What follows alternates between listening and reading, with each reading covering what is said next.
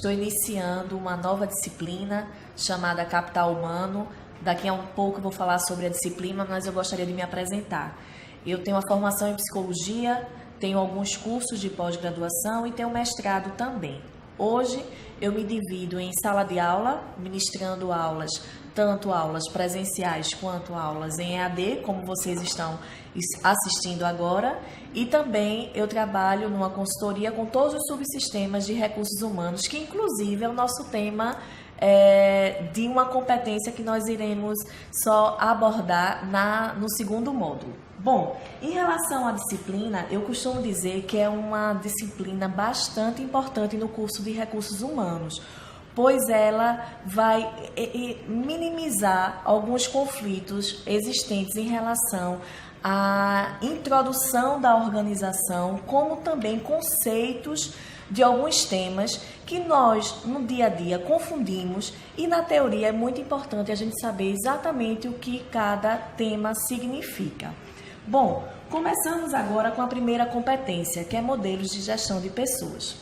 Nessa primeira competência, nós vamos abordar alguns temas, entre eles, introdução à organização, ambiente organizacional, pessoas como parceiros da organização, talento humano e capital intelectual, dois conceitos muito importantes que a gente precisa visualizar hoje.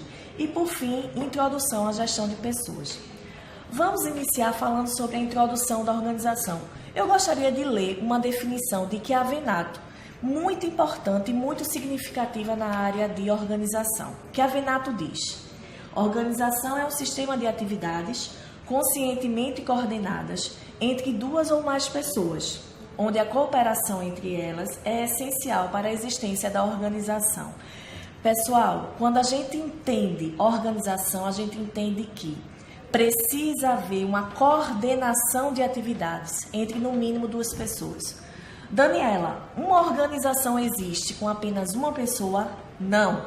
Já na definição a gente diz, no mínimo, duas pessoas. E quais seriam os objetivos da organização? Isso é muito importante que a gente entenda. A organização ela não existe apenas por ela mesma. A organização ela existe também para suprir objetivos das pessoas que nela trabalham. Então, a organização ela existe para que as pessoas consigam alcançar os seus objetivos individuais, as suas necessidades, como também as pessoas são importantes para a organização, porque é através das pessoas que a organização consegue alcançar os seus resultados. E qual seria o grande objetivo das organizações, pessoal? A lucratividade. Independente de qualquer situação, uma organização hoje, ela existe em prol de uma lucratividade, em prol de alcance de resultados. E para isso é necessário existir um ambiente organizacional. Um ambiente organizacional é como aquela empresa, aquela organização, ela se coloca no mercado. E aí hoje, dentro de teorias estudadas sobre organização, nós podemos destacar 3 momentos que foram essenciais no ambiente organizacional do conceito de organização.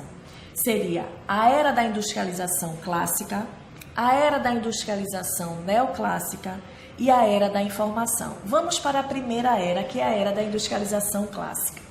Essa era, ela está compreendida entre os anos de 1900 e 1950. É um momento em que houve uma intensificação do maquinário dentro das organizações.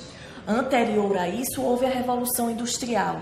Se a gente puxar um pouquinho para os nossos estudos de história, no ensino médio ainda, a gente vai entender que a Revolução Industrial foi um momento um pouco conturbado da história das organizações, onde o maquinário começou a ser muito mais importante dentro das organizações do que propriamente as pessoas. Então, os empregadores, eles tinham todo o interesse de preservar o seu maquinário, até pelo custo que esse maquinário teve, mas que não valorizava tanto as pessoas. Então, foi um momento muito delicado, a Revolução Industrial, e a gente tem aí um pouco do resgate desses conflitos nessa primeira era. Essa primeira era entendia as pessoas como recurso. Do mesmo jeito que eu tenho uma máquina, eu tenho uma pessoa. Do mesmo jeito que eu tenho um armário, onde tem todos os meus arquivos, eu tenho uma pessoa. Então, na realidade, não existia uma preferência por pessoas. É muito importante que vocês visualizem isso e eu vou dar uma dica. Vai aparecer um link nessa gravação, onde esse link vai levar vocês a trechos de um filme chamado Tempos Modernos de Charlie Chaplin. Claro que esse filme está todo envolvido no esquema da comédia, porque Charlie Chaplin ele vivia em relação a isso, mas ele demonstra bem o que as pessoas significavam para a organização naquele momento. Não deixem de visualizar, acessem o link que eu acho que vai ser interessante para vocês. Bom, e nessa era, um ponto fundamental foi a criação do primeiro departamento que cuidava das pessoas, que era o Departamento de Relações Industriais. Quando a gente diz assim, poxa Daniela, mas você acabou de dizer que a organização ela não preservava as pessoas, ela não cuidava das pessoas, e como ela lança um departamento para cuidar delas? A explicação é muito simples. Eles criaram um departamento para minimizar os conflitos entre os empregados e entre os empregadores. Na realidade, esse departamento ele não auxiliava em nada as pessoas, ele só minimizava para que as pessoas continuassem a produzir, para que o aumento da lucratividade fosse evidente nessas organizações. Bom, vamos passar para a segunda era, a era da industrialização neoclássica. Ela pega o fim da primeira era, que seria 1950, e vai até 1990. Nesse momento, as pessoas começam a ter uma importância perante as organizações. Então, as pessoas deixam de ser simplesmente recursos e passam a ser importantes para o alcance dos objetivos da organização. Com isso, aparentemente, as pessoas se tornaram mais motivadas. O mercado de trabalho aumentou e, consequentemente, houve também um aumento de produção. Se a produção aumenta, significa dizer que eu posso oferecer o meu produto em outros mercados. Eu deixo de exclusivamente oferecer o meu produto no mercado local e passo a ir para outros lugares. Isso foi muito importante para a economia, muito importante para as organizações. E aí vamos resgatar o conceito de departamento da primeira era, Departamento de Relações Industriais. Nessa era, esse departamento houve uma modificação, tanto a modificação no que diz respeito à nomenclatura, quanto na concepção deles dentro de uma organização. O novo departamento é chamado de Departamento de Recursos Humanos. Então, nós já começamos a nos deparar com conceitos mais modernos na área de recursos humanos. Esse departamento, ele não funcionava apenas no que diz respeito aos conflitos. Ele também funcionava em prol das pessoas. Então, foi nesse momento que começou a existir todas as atividades inerentes à área de recursos humanos, como recrutamento e seleção, avaliação de desempenho, análise de cargos e salários, segurança do trabalho e assim por diante. Então, a gente começa a entender que as organizações passam a valorizar essas pessoas. E para finalizar essas eras, nós chegamos na era da informação, que é a era que nós estamos hoje. Foi iniciada em 1990 e permanece até os dias de hoje. Nesse momento, a gente tem um alcance tremendo no que diz respeito à concepção das pessoas dentro da organização. Ou seja, as pessoas hoje são extremamente importantes. As pessoas são vistas como seres dotados de inteligência, de habilidade, de capacidade, e isso as empresas precisam. As organizações precisam de todo esse conceito relacionado às pessoas para que ela possa realmente conseguir alcançar o seu resultado. Uma coisa que é muito claro dentro do nível organizacional é que uma empresa ela pode alcançar um nível de liderança de certa forma fácil, eu colocaria aí fácil entre aspas. Mas permanecer nessa liderança não é nada fácil. E aí, quanto mais eu tenho pessoas envolvidas nesse processo, com conhecimento, com habilidades, com destrezas, realmente eu consigo encontrar lucratividade. Bom, falamos do Departamento de Relações Industriais, primeira era, segunda era, Departamento de Recursos Humanos, e agora? Qual seria essa nova nomenclatura a ser dada para esse departamento? Departamento de Gestão de Pessoas. E aí finalizamos todo o ambiente organizacional onde foi construída a organização, entendendo que hoje, e é muito importante que vocês entendam isso, hoje estamos na era da informação. Bom, vamos falar um pouco sobre pessoas como parceiros da organização. Só reforçando o conceito da era da informação. Eu preciso das pessoas dentro da minha organização. Eu posso ter o material financeiro que for, eu posso ter a estrutura física que for, mas se eu não tiver pessoas que sejam produtivas, eu não consigo evoluir. Eu como organização. Então, mais do que nunca, as pessoas hoje precisam entender a importância dessas pessoas, dos seus funcionários, dos seus colaboradores dentro das organizações. Um ponto muito importante que a gente precisa entender é que dentro de uma empresa eu posso visualizar as pessoas de duas formas. Eu posso visualizar as pessoas como recurso e as pessoas como pessoas. Pessoas como pessoas, eu vou entender todo o aspecto individual desse indivíduo. Então, pessoa como pessoa tem uma aspiração, tem uma personalidade, tem um comportamento, tem uma atitude. São pessoas que individualmente se colocam nessa organização.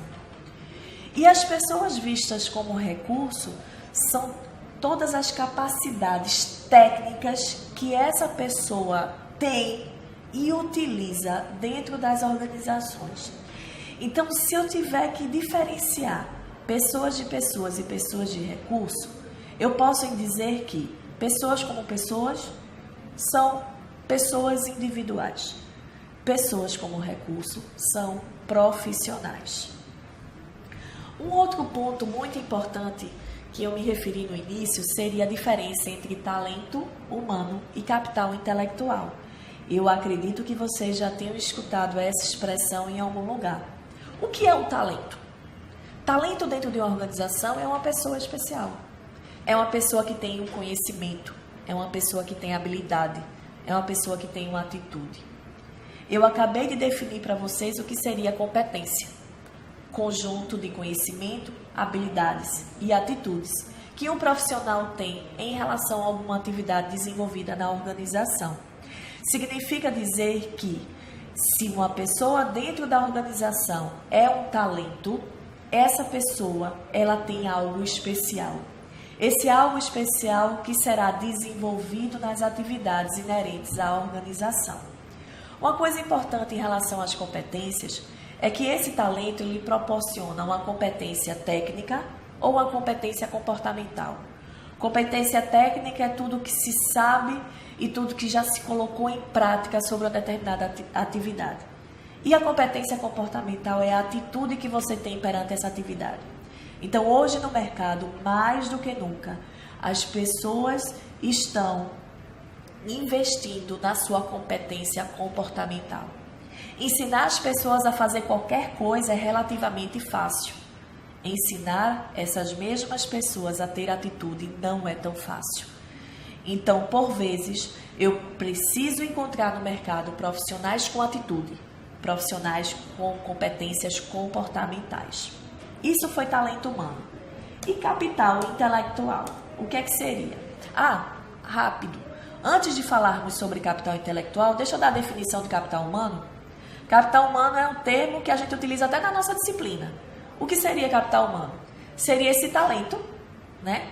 Com algo especial, com uma competência especial associada a um contexto organizacional. Então, a união dessas duas situações forma o capital humano. Então, o meu colaborador dentro da minha organização, ele pode ser considerado capital humano. Então, é uma pessoa que tem um talento, tanto ele tem um talento quanto ele desenvolve uma atividade, inserida num contexto, um contexto que proporciona o desenvolvimento dessa atividade. E aí chegamos em capital intelectual. O que seria capital intelectual? A junção de 3 fatores. O capital interno, ou seja, tudo que eu tenho dentro da minha organização, de processos, procedimentos, manuais. O meu capital externo, os meus fornecedores, os meus clientes e o meu capital humano.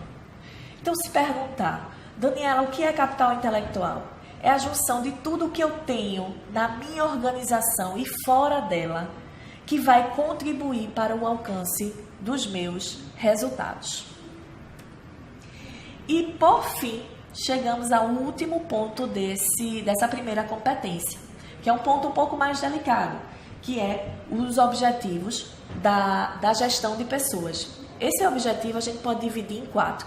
Eu vou citar e depois eu vou tentar explicar com calma para vocês. O primeiro é a administração e estratégia de recursos humanos. O segundo, a administração da infraestrutura da empresa. A administração da contribuição dos funcionários. E a administração da transformação e da mudança. Daniela, a gestão de pessoas cuida disso tudo? Cuida, no seu devido tempo, na sua devida forma. Como seria isso? Administração e estratégia de recursos humanos. A área de gestão de pessoas vai cuidar com que todos os seus colaboradores trabalhem em prol da o quê? Da estratégia da organização. E aí vem missão, visão, objetivos, princípios, tudo que envolve a organização como um todo. O segundo, a administração da infraestrutura da empresa. Eu cuidando da infraestrutura da empresa, eu estou garantindo que a prestação de serviço vai ser adequada. Se eu tiver uma infraestrutura adequada, eu tenho condições de trabalho. Se eu tenho condições de trabalho, eu tenho resultados alcançados. O terceiro ponto, a administração da contribuição dos funcionários. O que é isso? Responsabilidade no envolvimento e comprometimento dos funcionários. Hoje, um gestor de pessoas, ele precisa essencialmente estar junto do seu colaborador, estar junto do seu subordinado, entendendo que essa contribuição vai favorecer o seu envolvimento e o seu comprometimento. Isso a gente consegue avaliar em um instrumento na área de recursos humanos, que seria a avaliação de desempenho, que vocês, no decorrer desse curso, vocês irão estudar. E o quarto e último é a administração da transformação e da mudança. Pessoal, uma das coisas mais difíceis que existe dentro de uma organização é mudar. Até na vida pessoal da gente. Quando a gente diz assim, olha, isso vai deixar de ser feito dessa forma e vai passar a ser feito dessa outra forma, isso gera um desconforto tremendo. Porque nós temos uma tendência a viver naquela zona de conforto. Ah, eu já domino essa atividade sendo feita dessa forma, então vamos permanecer nessa forma. Então, um gestor de pessoas, ele precisa preparar os seus subordinados para esse tipo de situação, para assim minimizar os conflitos. Bom, pessoal, com isso, eu me despeço nessa primeira competência. Foi um prazer estar com vocês nesse momento. Aguardo vocês na segunda competência.